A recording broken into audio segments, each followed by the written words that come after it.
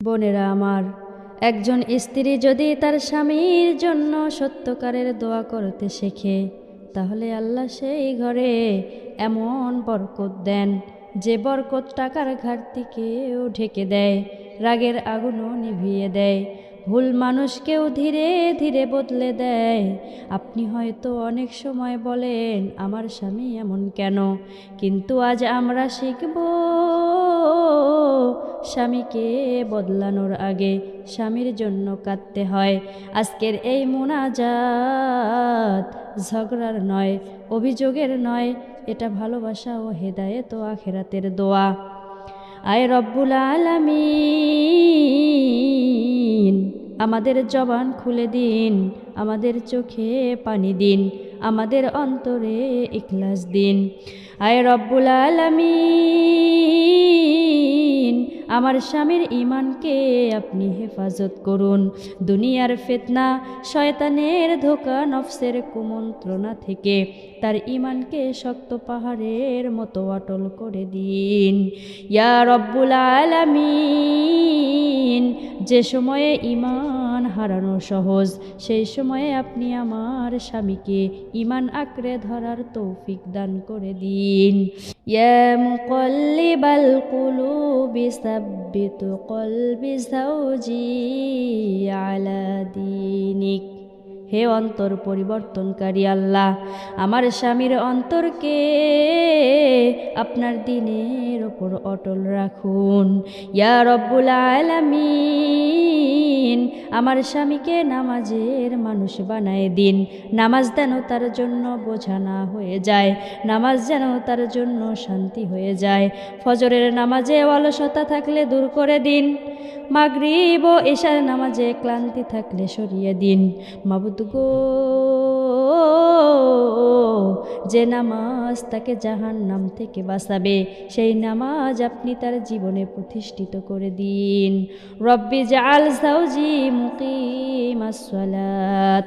ইয়া রব্বুল আলামিন, আমার স্বামীকে নামাজ কায়েমকারীদের অন্তর্ভুক্ত করে দিন। ইয়া রব্বুল আলামিন, এই ফিতনার যুগে আমার স্বামীর চোখকে আপনি হেফাজত করে দিন। যেটা দেখা হারাম সেটা থেকে তার চোখকে ফিরিয়ে দিন।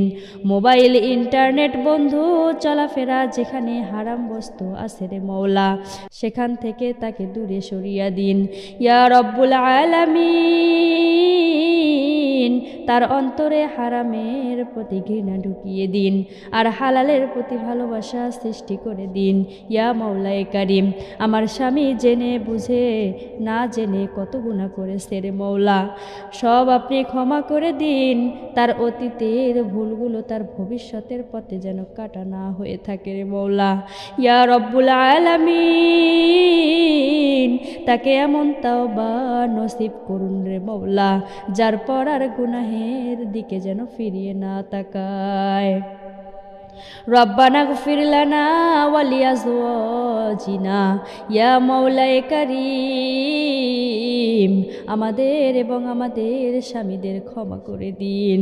ইয়া মাওলায়ে কারীম, আমার স্বামীর অন্তর যদি শক্ত হয়ে যায়, আপনি তা নরম করে দিন। রাগ যদি বেশি হয় রে মওলা, তাকে হিকমা দিন। কথায় যদি কষ্ট থাকে, তার জবানকে মিষ্টি করে দিন। ইয়া মাওলায়ে কারীম, আমার স্বামী যেন আমার জন্য রহমত হয়, আমি যেন তার জন্য শান্তি হই রে মওলা। ইয়া মাবুদ, আমাকে এমন স্ত্রী বানান রে মওলা, যার দোয়া তার স্বামীর তাকদির বদলে দেয় মওলা। আমার জবান দিয়ে বদদোয়া নয়, আমার চোখ দিয়ে অভিশাপ নয়, আমার অন্তর দিয়ে সব সময় রহমতের দোয়া বের হোক। ইয়া মাওলায়ে কারীম, আমরা জানি সংসারের বেশিরভাগ চাপ আমার স্বামীর কাঁধে, সে সব কথা আমাকে বলে না, কিন্তু আপনি সব জানেন রে মওলা, আপনি সব বোঝেন। আজ আমি অভিযোগ করতে আসিনি, আজ আমি আমার স্বামীর বোঝা হালকা করতে আপনার দরবারে দাঁড়িয়েছি। মাবুদ গো,